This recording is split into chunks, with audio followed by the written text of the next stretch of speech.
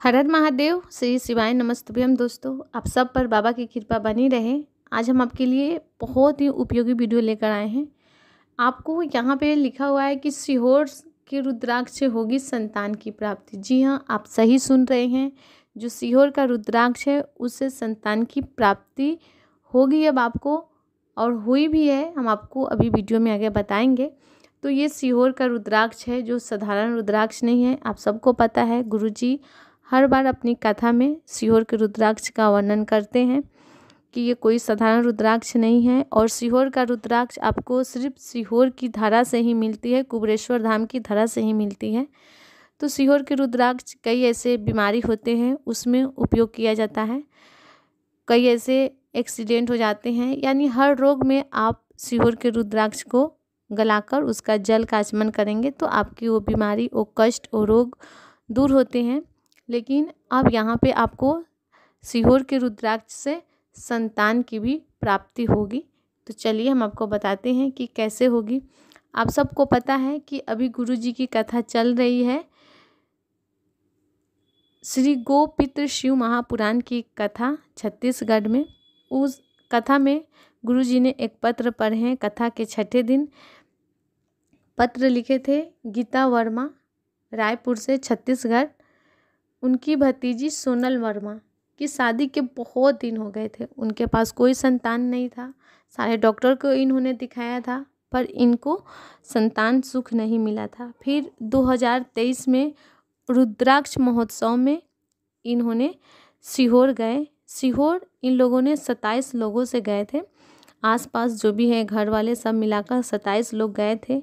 और सबके मन में एक ही कामना थी कि जो हमारी भतीजी है सोनल वर्मा, उसका गर्भ ठहर जाए और उसको संतान सुख मिल जाए, संतान की प्राप्ति हो जाए।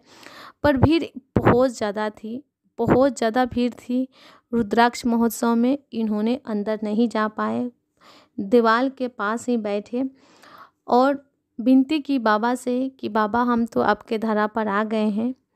मेरी एक भतीजी है सोनल वर्मा, जिसके गर्भ नहीं ठहर रहे हैं। सारे डॉक्टर को दिखाए हैं, बहुत ऐसे इलाज कराए हैं, थक गए हैं। सोनोग्राफी हर चीज़ करा कर थक गए हैं, टेस्ट बेबी सब कुछ कराएं, पर हमें उसके संतान के सुख नहीं है। बाबा सुना है जो सीहोर के धारा पर आते हैं, विनती करता है, उसकी बाबा सुनते हैं। बाबा आप मेरी भी सुनिए और जो मेरी भतीजी है उसका गर्भ ठहर जाए। जो हम लोग 27 लोग गए थे उस सब ने एक ही प्रार्थना की और एक ही सबके मन में अभिलाषा थी कि मेरी भतीजी सोनल वर्मा का गर्भ ठहर जाए। फिर उन्होंने एक रात कुबेरेश्वर धाम में सब व्यक्ति बिताए। फिर रात में किसी व्यक्ति ने आकर एक रुद्राक्ष दिए उनको और उन्होंने एक रुद्राक्ष ले लिया। उस रुद्राक्ष को वापस आके घर पे पानी में गलाकर उसका जल आचमन करने लगे, उसको पिलाने लगे अपनी भतीजी को। इस तरह उन्होंने किया। उसके बाद सफ़ेद आंकड़े की जड़ वाला उपाय किया। 1 सप्ताह भी नहीं बीते थे और उनकी भतीजी का गर्भ ठहर गया है और उनको संतान की प्राप्ति हुई है। तो इस तरह से आप भी संतान प्राप्ति के लिए रुद्राक्ष को पानी में गलाकर जल का आचमन कर सकते हैं। तो गलाना कैसे है, चलिए हम आपको बताते हैं कि सीहोर के रुद्राक्ष को आप कैसे पानी में गला सकते हैं। तो इसके लिए सबसे पहले आपको चाहिए एक तांबे का पात्र।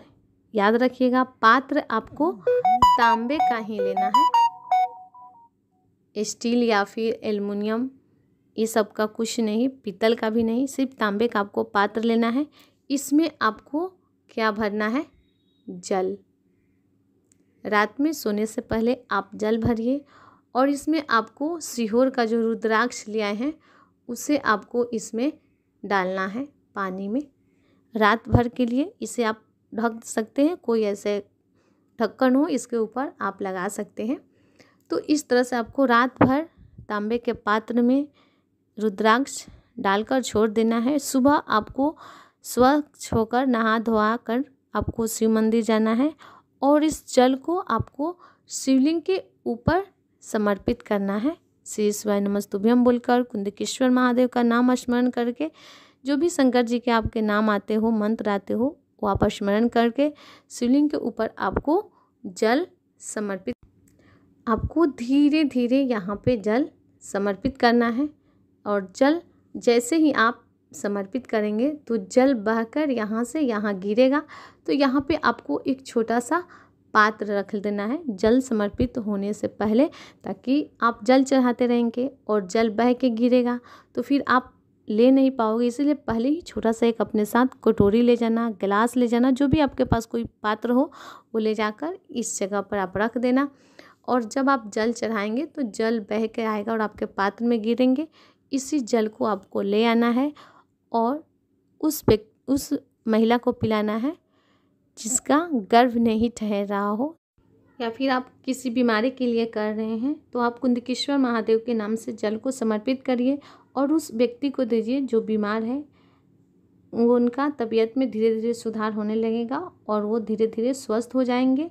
या आपके घर में या फिर आसपास कोई ऐसी महिला हो जो गर्भवती नहीं हो रही हो, डॉक्टर भी उसको बोल रहे हैं कि माँ ना बन सकती है, तो आप रुद्राक्ष का जल पानी में गलाकर शिव मंदिर में दुर्गा जी का नाम लेकर जल समर्पित कर सकते हैं आप। और ये जल बह कर आएगा, आप उस महिला को पिलाइए जिस महिला का गर्भ नहीं ठहर रहा है। बाबा ने चाहा तो उनका गर्भ ठहरेगा और उनको संतान की प्राप्ति होगी। ये कथा में एक महिला ने प्रयोग किया है और उनका गर्भ ठहरा है।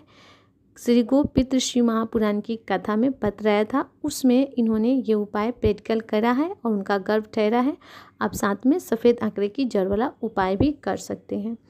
तो इस तरह से आप भी संतान प्राप्ति की इच्छा रखते हो, चाहते हो, तो आप शिव महापुराण की उपाय कीजिए, आपका भी गर्भ ठहरेगा और आपको भी संतान की प्राप्ति होगी। फिर भी अगर आपके मन में किसी भी प्रकार के प्रश्न चल रहे हो सफ़ेद आंकड़े से जुड़े या फिर इस वीडियो से जुड़े, तो आप हमसे कमेंट में पूछ सकते हैं, आपको जवाब मिल जाएगा। चैनल पर पहली बार आए हैं तो चैनल को सब्सक्राइब कर दीजिए। वीडियो अच्छी लगती है तो लाइक बटन दबाइएगा। कमेंट में हर हर महादेव या श्री शिवाय नमस्तुभ्यम जरूर टाइप कीजिएगा। फिर मिलते हैं, तब तक के लिए आप सबको हर हर महादेव, श्री शिवाय नमस्तुभ्यम।